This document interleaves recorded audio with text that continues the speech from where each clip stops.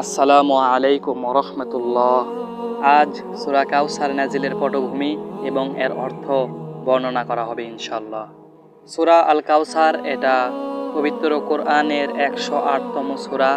এটি মক্কায় অবতীর্ণ হয় এবং এর আয়াত সংখ্যা 3। সূরা আল কাউসার নাজিলের পটভূমি বর্ণনা করা হচ্ছে। বিসমিল্লাহির রহমানির রহিম। হযরত আব্দুল্লাহ ইবনে আব্বাস রাদিয়াল্লাহু আনহু বলেছেন, রাসূলুল্লাহ সাল্লাল্লাহু আলাইহি ওয়াসাল্লামের সবচেয়ে বড় ছেলের নাম ছিল কাসেম রাদিয়াল্লাহু আনহু। তার ছোট ছিলেন হযরত জয়নব রাদিয়াল্লাহু আনহা। তার ছোট ছিলেন হযরত আব্দুল্লাহ রাদিয়াল্লাহু আনহু। তারপর জন্ম নেয় যথাক্রমে 3 কন্যা, হযরত উম্মে কুলসুম রাদিয়াল্লাহু আনহা, হযরত ফাতেমা রাদিয়াল্লাহু তাআলা আনহা, হযরত রুকাইয়া রাদিয়াল্লাহু তাআলা আনহা। এদের মধ্যে সর্বপ্রথম মারা যায় হযরত কাসেম, তারপর মারা যান হযরত আব্দুল্লাহ।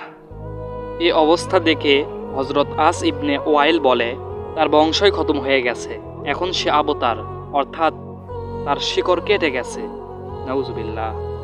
কোনো রেওয়াতে আরও একটু বৃদ্ধি করে বক্তব্য এসেছে, মুহাম্মদ একজন শিকড় কাটা, তার কোনো ছেলে সন্তান নেই, সে তার স্থলাভিষিক্ত হতে পারে, সে মরে গেলে দুনিয়া থেকে তার নাম মিটে যাবে, আর তখন তোমরা তার হাত থেকে নিস্তার পাবে। নবী সাল্লাল্লাহু আলাইহি ওয়াসাল্লাম ইসলামের দাওয়াত দিতেন, তখন তাকে এইভাবে বলা হয়েছিল যে তখন তোমরা তার হাত থেকে নিস্তার পাবে।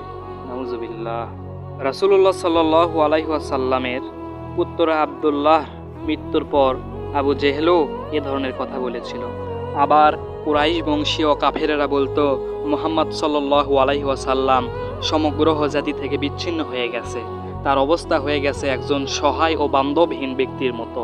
তারা আরও বলতো, মুহাম্মদ নিজের জাতি থেকে বিচ্ছিন্ন হয়ে এমন এক অবস্থায় পৌঁছে গেছে যেমন কোনো গাছের শিকড় কেটে দেওয়া হলে তার অবস্থা যেমন হয়, কিছুদিনের মধ্যে সেটি শুকিয়ে মাটির সাথে মিশে যায়।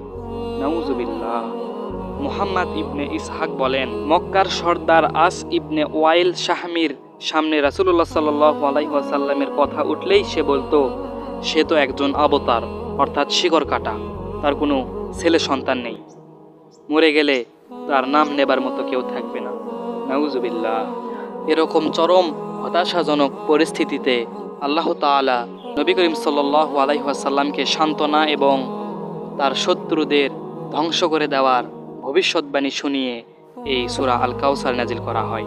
এবং আল্লাহ তাআলা বলেন, ইন্না আ'তাইনাকাল কাউসার, হে নবী, আমি তোমাকে কাউসার দান করেছি। ফাসাল্লি লিরাব্বিকা ওয়ানহার, কাজেই তুমি নিজের রবের জন্য নামাজ পড়ো এবং কুরবানি করো।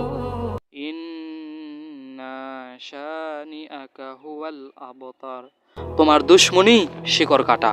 অর্থাৎ আল্লাহ তাআলা বলেন, আমি তোমাকে কাউসার দান করেছি। কাউসার অর্থ অঢেল কল্যাণ, কাজেই তুমি নিজের রবের নামাজ পড়ো এবং কুরবানি করো। আল্লাহ তাআলা আবার বলেন, কাজেই তুমি নিজের রবের জন্য নামাজ পড়ো এবং কুরবানি করো। এবং তৃতীয় আয়াতে বলেন, তোমার দুশমনই শিকড় কাটা। এটাই ছিল সূরা আল কাউসারের নাজিলের পটভূমি। ধন্যবাদ।